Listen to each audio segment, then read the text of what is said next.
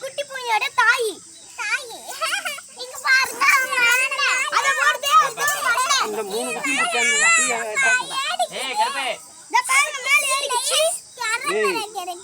அது மூணு குட்டி அத்தாண்டா அவங்க அக்கா அண்ணங்கறாங்க சொல்லு. அவங்க அக்கா அண்ணனுங்கறாங்க. அவங்க அக்கா என்கிட்ட தெரியல. இந்த குட்டி புலியோட அக்கா சொல்லு. அவங்க அப்பா புலியோட அக்கா. அது எங்க ஓடி போயிச்சு. வந்துச்சு அது. பயமா இருக்கு